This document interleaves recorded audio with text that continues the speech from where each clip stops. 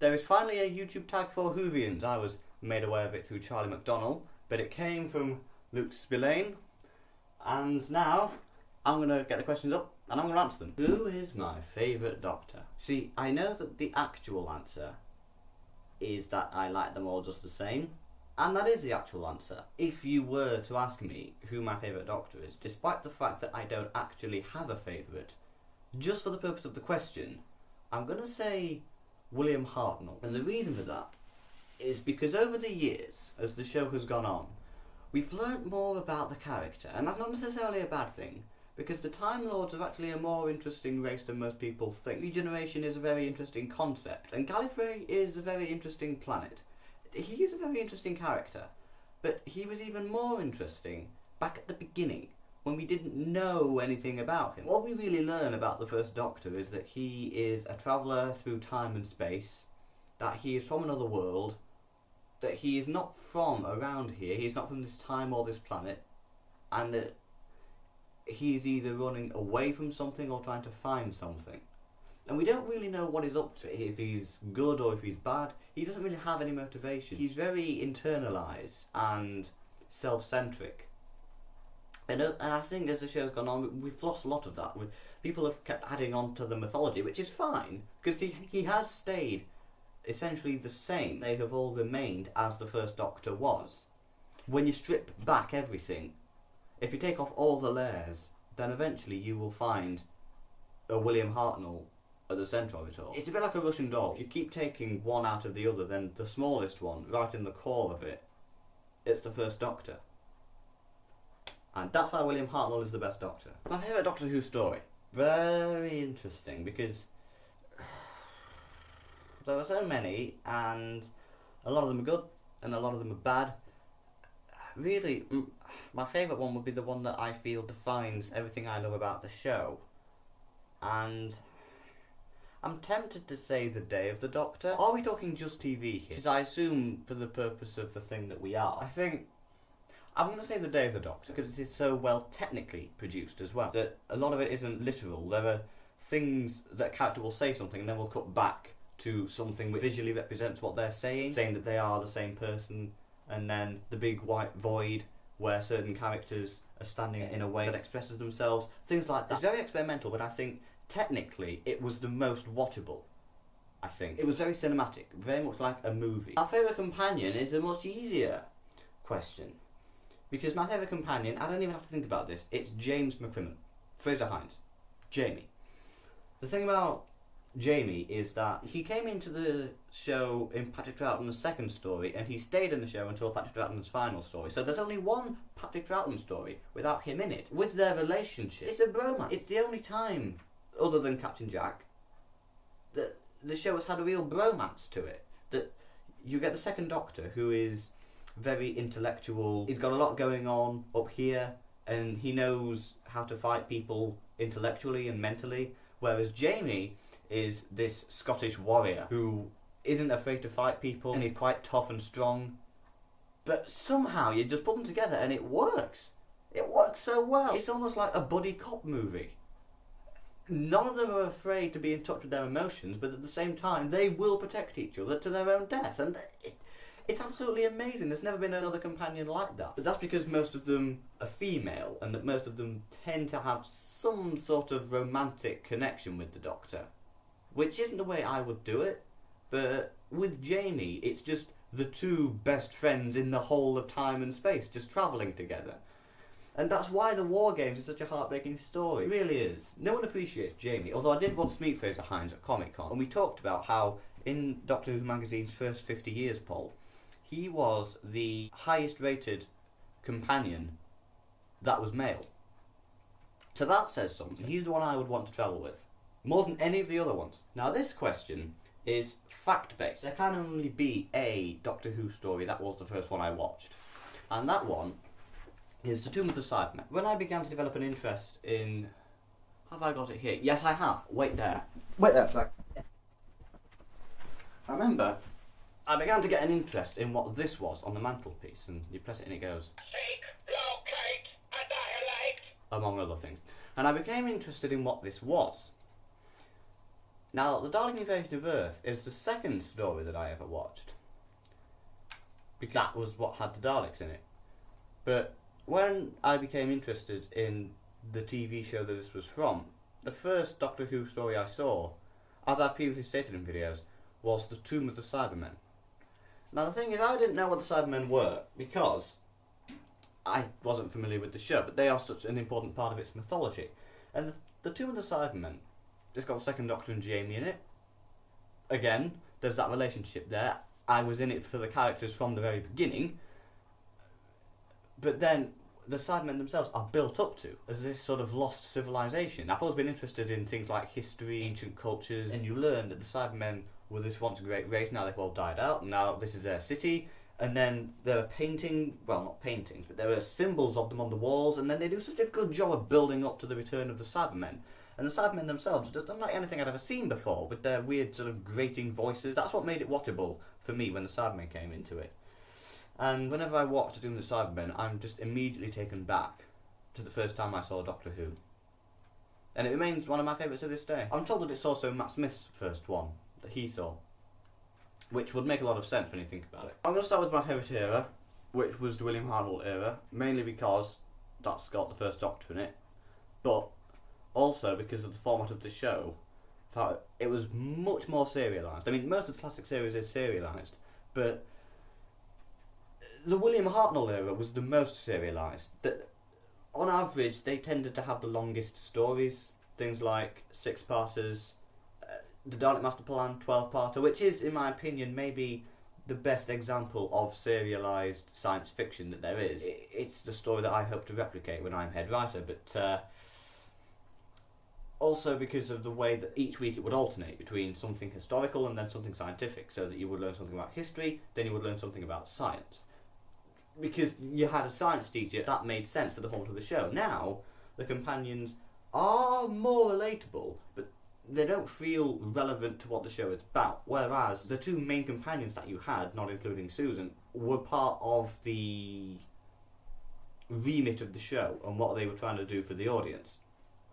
And I really like the idea. One be based on proper scientific concept that you can learn about, whereas the other would be about learning about real history, where there would be no other sci-fi concepts apart from the regular elements of the show, that it would just be history, but then it would also be science, and how they separate them out. And that's never been done again, and I think we should go back to that, of alternating between science and history. That's the version of the show that I would want to see. Science, then history. I've been more interested in the history ones, but the science one would also make me feel as if Doctor Who would actually be a sci-fi, whereas now it's a sci-fi drama, and I've not got a problem with it being a sci-fi drama, but I prefer the science fiction side of it. Whereas in terms of my favourite series being interchangeable with season here, oh, this is going to be an unpopular opinion. Okay, I'm going to say it. The Trial of a Time Lord, which is a season. It's an entire season. It's a season so important that it has its own name and theme music. Just one story lasting for the whole season. 14 episodes, 25 minutes long, divided into different acts.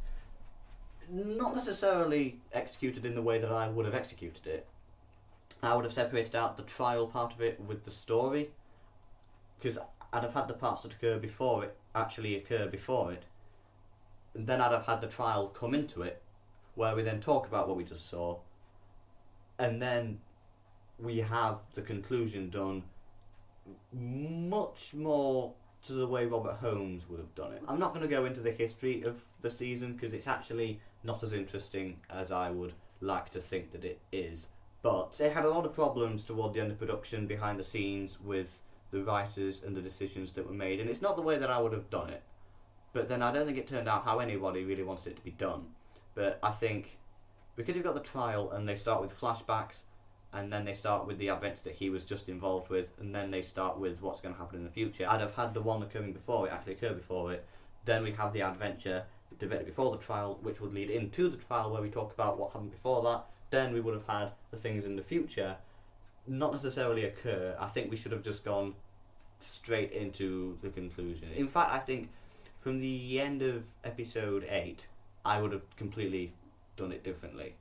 but the first 8 episodes are really good. See, the Trial of a Time Lord had more potential than any other Doctor Who story, and that's what I like about it. It's just the ending that makes no real sense. Okay, favourite pre-regeneration story? This is The Case of Androzani, or Androzani. It's an interchangeable pronunciation, but a lot of people will also say this. That's because it is the best. It's written by Robert Holmes. It's the only regeneration story that Robert Holmes ever wrote, but Robert Holmes is possibly the best writer the classic series has ever had. He knew exactly how to handle a regeneration story because he decided that if it's a regeneration story and the audience are aware that it's a regeneration story, which they were, that meant that the danger was more real. That this time you actually didn't know if he really was going to escape the cliffhanger. And the cliffhangers are really good. It has the best cliffhangers of any serial consecutively. But that's because Robert Holmes knew that maybe the audience might not necessarily assume that he'll survive until the end. Maybe they might think that he's going to regenerate halfway through, which could have happened in episode 2. It could have been the Sixth Doctor. The Sixth Doctor appears at the end of episode 4, which is generally the conventional way of doing it. But we didn't really have any way of knowing if that would happen or not. There's also the way Graham Harper directed it, being the first time that the show was done in single camera.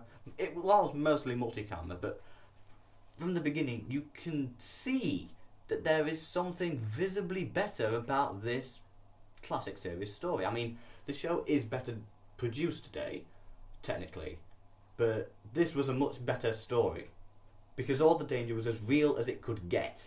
And it's a story about paranoia and war and revenge. And as it goes along, you get this world sort of building up to this big climax, which is literally explosive. And there's hugely exciting action sequence at the end of it, which is when the regeneration occurs.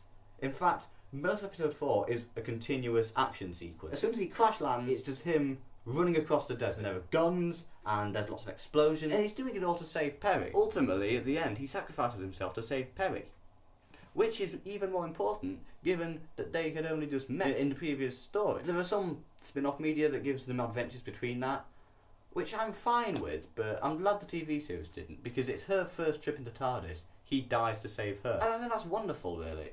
Not to mention that the regeneration itself is handled spectacularly. Spectacularly. Best regeneration there's ever been. The Case of Androzani is one that I would definitely recommend watching. In fact, I'd quite like to see it in an omnibus version. I won't say that about most classic series stories, but I think a version where they've all been edited together into one long movie version, that would be quite exciting, I think. Whereas post-regeneration story, I'm going to say The 11th Hour. The 11th Hour is a brilliant post-regeneration story. It's kind of like Deep Breath, but without the self-indulgence. Because this was not only a new Doctor's first episode, it was a new Companion's first episode, and it was the new era of an entire production team. And it begins in the most spectacular fashion for New Doctor, with him hanging on to the edge of the TARDIS as it zooms through London, narrowly missing tall buildings and Big Ben, and then crash landing. The console just completely exploded, everything's going to hell, and then he just bursts out of the TARDIS at the end of it, and he doesn't really stop running around until the end. And I think it did it in the most magical way possible. It completely reinvented the show for me and everything that makes it wonderful. The cinematography is excellent, but the music as well. Just the way it's executed. And why is that? Because it's longer than most modern episodes. There's more time for that kind of thing. I mean, there are a lot of new episodes today which manage to perfectly do it in 45 minutes, where you think, yes, that was the right length for that. But there's a lot of times when it isn't. And I think it just gives the New Doctor space to do a lot of things to make us like him. I love The 11th Hour. In fact, at some point I might watch The Case of Androzani, then The 11th Hour straight after it. Because considering he's just come out of a really fiery regeneration, the way they do it in the new series, having him just enter in that way was a brilliant way of doing it. The whole episode is kind of like a physical manifestation of the psychological consequences of a regeneration. Yeah. The 11th Hour, it's good, watch it. It's, in my opinion, the best episode of 2010. Now favourite TARDIS. A slight deviation from the norm with this answer. Because my favourite TARDIS isn't one that has been in Doctor Who. It sort of has, but it mainly hasn't. It's the one from An Adventure in Space and Time, which was the TARDIS set. It wasn't the console room, it was the TARDIS console room set in a fact-based drama about Doctor Who, and its early days, and it was supposed to be a recreation of the original TARDIS console room, which it was. But the thing about the one that we see in An Adventure in Space and Time is that it's in colour for a start, so we can see the original green that it would have been, and we also get a sense of how the original console room would have worked, which is the best, by the way. It's the most beautiful, it's the most simplistic. It really looks like it was designed by a more refined alien civilization, whereas a lot of the others look very human, as if a human had designed it. Whereas the original looked like it had been built by a species that had perfected their technology and were completely beautiful in everything they made. But the one from An Adventure in Space and Time, which is now in the Doctor Who experience, is my favourite. Okay, look, it's one from An Adventure in Space and Time / William Hartnell. That's my answer. They are the same, it's interchangeable, but if I had to pick one, An Adventure in Space and Time. Favourite villain? Now, that's an interesting one. I don't want to go through lists because then I'll end up giving not one definitive answer. So instead, I'm just going to take from my top 3 the one that I find the most interesting. See, now in my top 2,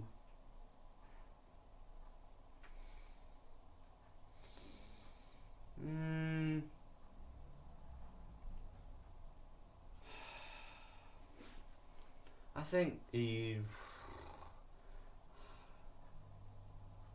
I can't. Right now I'm thinking of 2 and I don't know which ones that I'm gonna go for. So hard.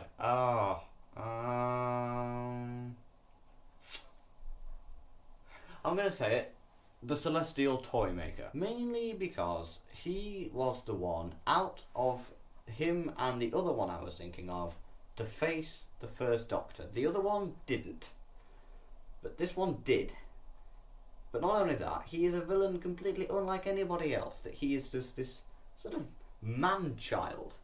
And he constructs these almost playground-like environments around him with toys for him to play with, and that he'll force you to play a game with him just because he likes playing games so much. He's not really a villain as such. He's more of just a person with a very strange way of existence, that he'll create these wonderful worlds and then kidnap you into them, force you to play a game against him, and that if he loses, then he gets angry and just destroys his world and makes a new form of himself. He's quite a benevolent villain. He's one of the most benevolent villains there is, and yet he has the power to be one of the worst and the most destructive, but instead he uses that to just create things that will entertain him.